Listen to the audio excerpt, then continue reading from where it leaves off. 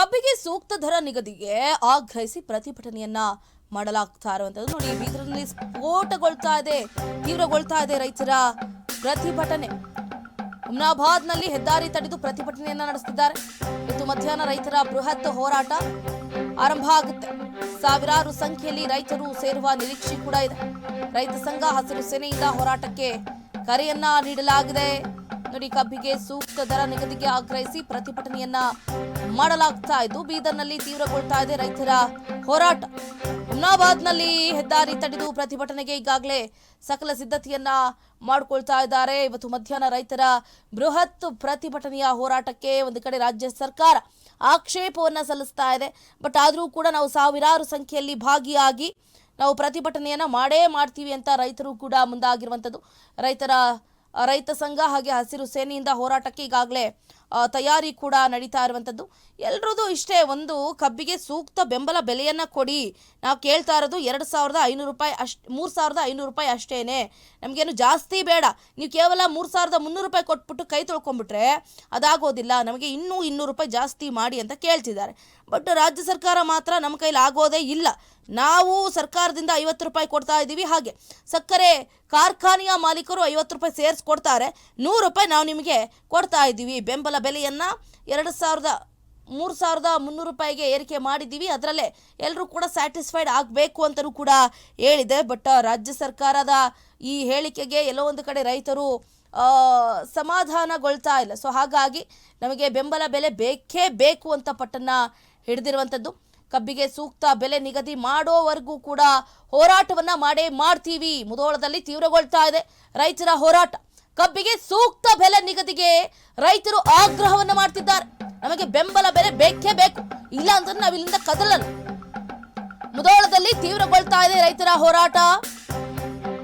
ಸಕ್ಕರೆ ಕಾರ್ಖಾನೆ ಮಾಲೀಕರ ವಿರುದ್ಧವೂ ಕೂಡ ಆಕ್ರೋಶ ಹೆಚ್ಚಾಗ್ತಾ ಇದೆ. ಬುದ್ಧಿ ಪಿಎಂ ಗ್ರಾಮದಲ್ಲಿ ರೈತರಿಂದ ಪ್ರತಿಭಟನೆಯ ಕಾವು ಹೆಚ್ಚಾಗಿದೆ. ರಸ್ತೆ ಬದಿ ಬೆಂಕಿ ಹಚ್ಚಿ ಸರ್ಕಾರದ ವಿರುದ್ಧ ಆಕ್ರೋಶವನ್ನ ಹೊರಹಾಕ್ತಿದ್ದಾರೆ.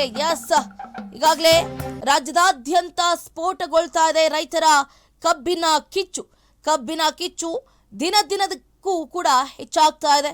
ರೈತರು ಯಾರೊಬ್ರು ಕೂಡ ಇಲ್ಲಿ ಆಕ್ಚುಲಿ ಹೇಳ್ಬೇಕಂತಂದ್ರೆ 4 ಭಾಗದ ರೈತರು, ಬೀದರ್ ಆಗಿರ್ಬೋದು, ವಿಜಯಪುರ ಆಗಿರ್ಬೋದು, ಮುಧೋಳ ಆಗಿರ್ಬೋದು, ಹುಮ್ನಾಬಾದ್ ಆಗಿರ್ಬೋದು, ಈ ಭಾಗದಲ್ಲಿ ರೈತರು ನಿರಂತರವಾಗಿ ಪ್ರತಿಭಟನೆಯನ್ನ ಮಾಡ್ತಾನೆ ಇದ್ದಾರೆ. ಬೆಂಬಲ ಬೆಲೆ ಸಿಗಲೇಬೇಕು ಅಂತ ಪಟ್ಟು ಹಿಡಿದಿದ್ದಾರೆ. ಸೊ ಅದಕ್ಕೆ ರಾಜ್ಯ ಸರ್ಕಾರ ಯಾವುದಕ್ಕೂ ಕೂಡ ಮಣೆ ಹಾಕ್ತಾ ಇಲ್ಲ. ಯಾಕಂದ್ರೆ ನೋಡಿ, ನೀವು ಕೇಳಿರುವಂಥ ಬೆಂಬಲ ಬೆಲೆಯನ್ನು ಕೊಡುವಂಥ ಪ್ರಯತ್ನವನ್ನ ಮಾಡಿದ್ದೀವಿ. ನೀವು ಕೇಳಿದಷ್ಟು ಕೊಡಲಿಲ್ಲ ಅಂತೂ ಕೂಡ ನಾವು ಪ್ರತಿ ಟನ್ ಕಬ್ಬಿಗೆ 3,300 ರೂಪಾಯಿ ರಾಜ್ಯ ಸರ್ಕಾರದಿಂದ ಪರಿಷ್ಕೃತ ದರ ನಿಗದಿ ಮಾಡಿದೆ. ಇನ್ನೂ ಮಾಡಿ ಅಂತಂದ್ರೆ ನಮ್ಮ ಕೈಲಿ ಆಗೋದಿಲ್ಲ. ನೀವೇನಾದರೂ ಹೋರಾಟ ಮಾಡ್ಕೊಳ್ಳಿ, ಬೀದಿಲಿ ನಿಂತ್ಕೊಂಡು ದೊಂಬರಾಟ ಆಡಿ, ನಮ್ಮ ಕೈಲಿ ಆಗೋದಿಲ್ಲ. ನಮ್ಮ ಕೈಲಿ ಆಗುತ್ತೋ ಅದನ್ನ ಕೊಟ್ಟಿದ್ದೀವಿ. ಇನ್ನು ಸಕ್ಕರೆ ಕಾರ್ಮಿಕ ಏನಿದಾರಲ್ಲ, ಮಾಲೀಕರು ಇದ್ದಾರಲ್ಲ, ಅವರು ಕೂಡ ಇದಕ್ಕೆ ವಿರೋಧವನ್ನು ವ್ಯಕ್ತಪಡಿಸ್ತಾ ಇದ್ದಾರೆ. 50 ರೂಪಾಯಿ ಹೆಚ್ಚಿಗೆ ಮಾಡಿಬಿಟ್ರಿ, ನಮಗೀಗ 100 ಕೋಟಿ ರೂಪಾಯಿ ಲಾಸ್ ಆಗುತ್ತೆ, ನಾವು ಯಾರಿಗೆ ಹೇಳೋಣ ಅಂತ ಕೇವಲ 50 ರೂಪಾಯಿ ಏರಿಕೆ ಮಾಡಿದಕ್ಕೇನೆ ಅವ್ರು ಬಾಯ್ ಬಡ್ಕೊಳ್ತಾ ಇದ್ದಾರೆ. ಇನ್ನು ನೀವು ಹೇಳಿದಂತೆ ಮತ್ತೆ 200 ರೂಪಾಯಿ ಜಾಸ್ತಿ ಮಾಡುವು ಅಂದರೆ ಅದು ಅಸಾಧ್ಯ. ಸಾವಿರಾರು ಕೋಟಿಯಷ್ಟು ಲಾಸ್ ಆಗುತ್ತೆ. ನೋಡಿ, ಈಗ ಸಕ್ಕರೆ ಕಾರ್ಖಾನೆಯ ಮಾಲೀಕರಿಗೂ 200ರಿಂದ 300 ಕೋಟಿ ಲಾಸ್ ಆದರೆ ಸರ್ಕಾರಕ್ಕೂ ಕೂಡ 200ರಿಂದ 300 ಕೋಟಿ ಲಾಸ್ ಆಗುತ್ತೆ, ಕೇವಲ 55 ರೂಪಾಯಿ ಹೆಚ್ಚಿಗೆ ಮಾಡಿದ್ದಕ್ಕೆ.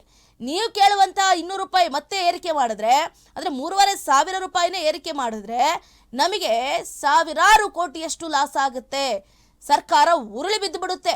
ನೀವಲ್ಲದೆ ನೆಕ್ಸ್ಟು ಇನ್ನೊಬ್ರು ಬರ್ತಾರೆ. ರಾಗಿ ಬೆಳೆದಿದ್ದೀವಿ, ಅಕ್ಕಿ ಬೆಳೆದಿದ್ದೀವಿ, ಈರುಳ್ಳಿ ಬೆಳೆದಿದ್ದೀವಿ, ಕಡಲೆಕಾಯಿ ಬೆಳೆದಿದ್ದೀವಿ, ತೊಗರಿ ಬೆಳೆದಿದ್ದೀವಿ, ನಮಗೂ ಕೂಡ ಬೆಂಬಲ ಬೆಲೆಯನ್ನು ಕೊಡಿ ಅಂತ ಬಂದರೆ ನಾವೇನು ಮಾಡೋಣ? ಎಲ್ಲರೂ ರೈತರೇ. ಈಗ ನಿಮಗೆ ಹೆಚ್ಚಿಗೆ ಕೊಟ್ಟು ಅವರಿಗೆ ನಾವು ನಾಳೆ ಕಡಿಮೆ ಮಾಡಿದ್ರೆ ಕರ್ನಾಟಕದಲ್ಲೇ ಮಲತಾಯಿ ಧೋರಣೆ ಆಗೋಗ್ಬಿಡುತ್ತೆ. ಸೊ ಹಾಗಾಗಿ ನಾವೇನು ಕೊಟ್ಟಿದ್ದೀವಿ ಅದನ್ನು ಇಸ್ಕೊಂಡು ಆರಾಮಾಗಿ ಜೀವಿಸಿ, ನಿಮ್ಮ ಕೆಲಸವನ್ನು ಮುಂದುವರಿಸಿ ಅಂತ ರಾಜ್ಯ ಸರ್ಕಾರವು ಕೂಡ ಹೇಳ್ತಾ ಇದೆ, ಮನವಿ ಮಾಡ್ತಾ ಇದೆ. ಬಟ್ ಆದರೂ ಕೂಡ ರೈತರು ಅವರ ಎಲ್ಲೋ ಒಂದು ಕಡೆ ಹೋರಾಟವನ್ನು ಬಿಡೋ ಹಾಗೆ ಕಾಣಿಸ್ತಾ ಇಲ್ಲ. ರಾಜ್ಯ ಸರ್ಕಾರ ಐ ಥಿಂಕ್ ಸೊ ಈಗಾಗಲೇ ಕೊಟ್ಟುಬಿಟ್ಟು ಕೈ ತೊಳ್ಕೊಂಡಿದ್ದೀವಿ, ಇನ್ನು ಇದಕ್ಕೆ ನಾವು ಇಂಟರ್ಫಿಯರ್ ಆಗೋದಿಲ್ಲ ಅನ್ನುವಂಥ ನೀತಿಗೆ ಮೇ ಬಿ ಜಾರಿರ್ಬೋದು ಅಂತ ಅನಿಸುತ್ತೆ. ಸೊ ಹಾಗಾಗಿ ಎಲ್ಲೊಂದು ಕಡೆ ಈ ಪ್ರತಿಭಟನೆ ಕೈ ಬಿಟ್ಟರೆ ಉತ್ತಮ ಅಂತಲೂ ಕೂಡ ಹೇಳಲಾಗ್ತದೆ. ಯಾಕಂತಂದರೆ ಸರ್ಕಾರ ಈಗಾಗಲೇ ರೆಸ್ಪಾಂಡ್ ಮಾಡಿದೆ. ಎಲ್ಲ ರೈತರು ಕೂಡ ಖುಷಿಯಾಗಿದ್ದಾರೆ. ಕೇವಲ 4 ಭಾಗದ ರೈತರು ಮಾತ್ರ ಬೇಸರವನ್ನು ವ್ಯಕ್ತಪಡಿಸ್ತಾ ಇದ್ದಾರೆ.